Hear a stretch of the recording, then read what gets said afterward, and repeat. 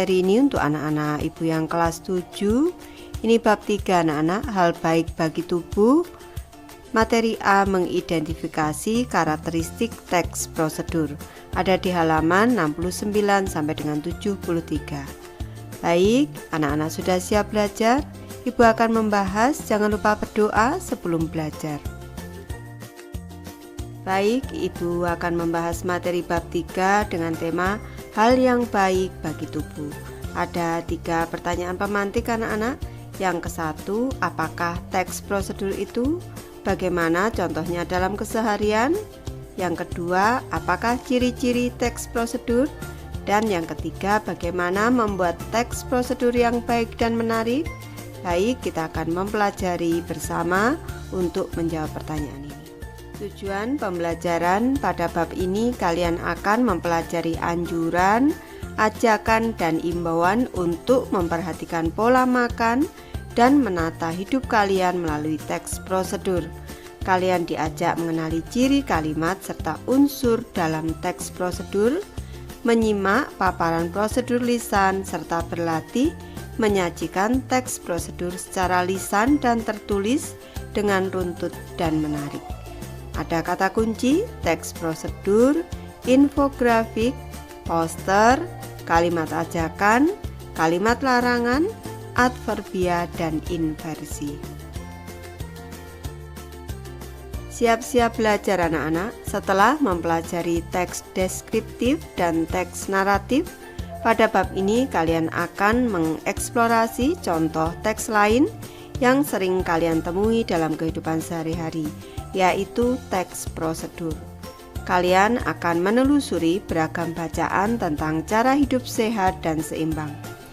Sebelum belajar, kalian akan merefleksi kegiatan yang telah kalian lakukan bagi tubuh dan makanan sehat yang telah kalian konsumsi.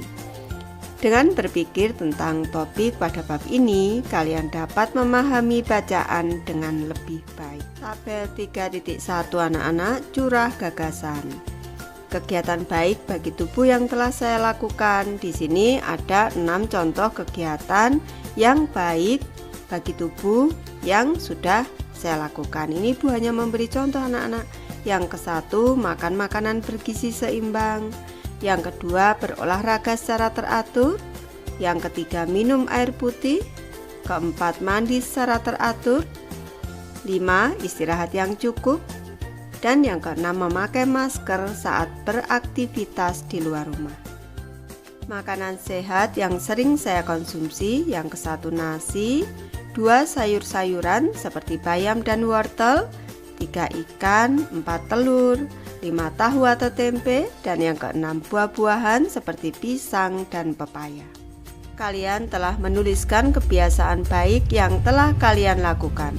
Selama membaca, kalian dapat menandai hal-hal yang telah kalian lakukan dan hal-hal yang baru kalian ketahui. Tentu kalian juga dapat menggarisbawahi atau menandai kalimat, frasa, atau kata-kata yang belum kalian ketahui. Catatlah kalimat, frasa, atau kata sulit itu dalam buku tulis kalian.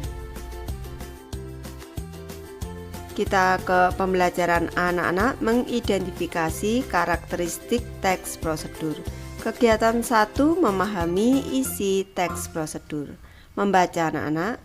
Ini kita lihat gambarnya. Di sini ada gambar 3.1, isi piringku. Ada makanan pokok yaitu nasi. Selanjutnya ada sayuran, ada lauk pauk, dan juga buah-buahan. Ibu bacakan teksnya. Tips sehat dan bugar pada masa remaja.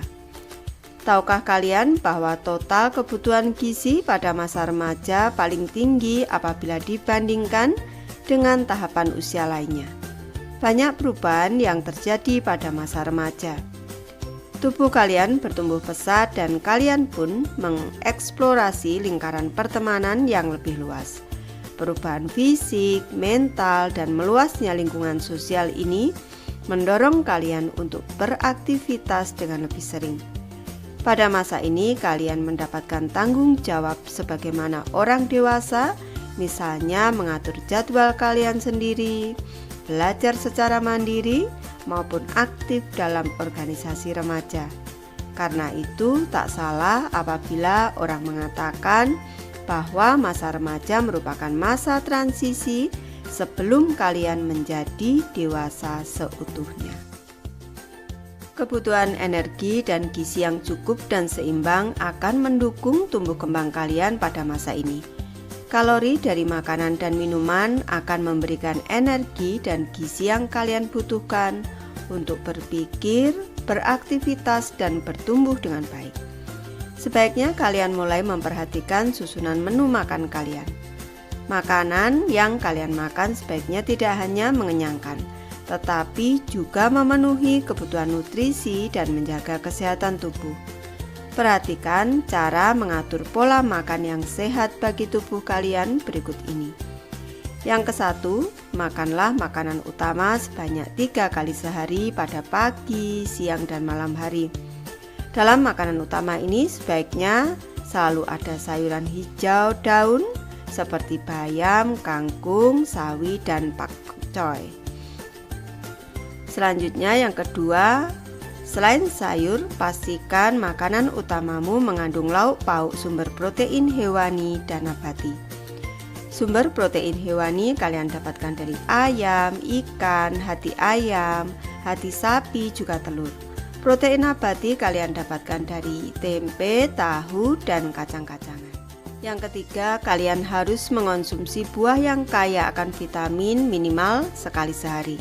Pilihlah buah yang berwarna merah atau oranye seperti pepaya, mangga, jeruk, apel, dan lain-lain. Terakhir, yang keempat, konsumsilah produk olahan susu yang mengandung vitamin dan mineral minimal 3 kali dalam seminggu. Kalian dapat minum susu di antara waktu makan sebagai kudapan. Apabila lambungmu terasa kurang nyaman, gantilah susu dengan susu fermentasi seperti yogurt atau keju. Untuk mendapat hasil yang maksimal, batasi konsumsi makanan cepat saji, jajanan, dan makanan yang terlalu manis, asin, atau berlemak. Selain itu, jangan malas minum air putih.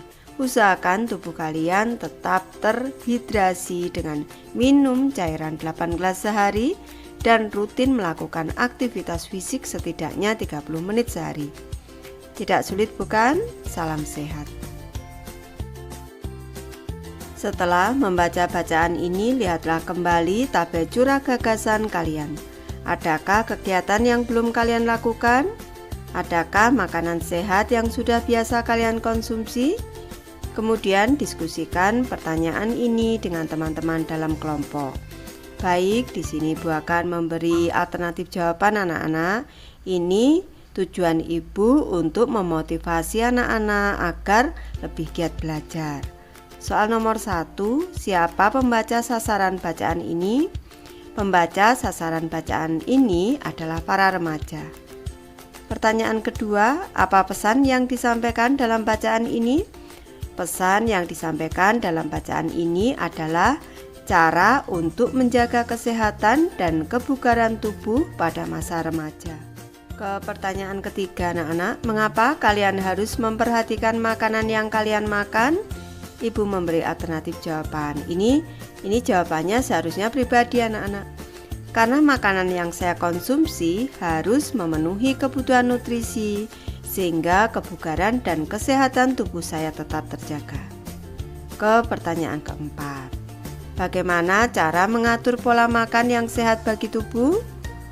Ini caranya, makan 3 kali sehari dengan menu makanan yang seimbang, yaitu sayuran, protein nabati, protein hewani, buah-buahan, dan produk olahan susu. Ke pertanyaan kelima, kegiatan sehat apa saja yang masih sulit kalian lakukan? Mengapa?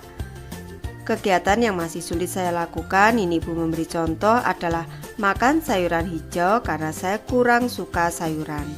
Selain itu, saya juga kurang dalam konsumsi air putih 8 gelas sehari karena saya biasanya hanya minum air putih ketika merasa haus saja.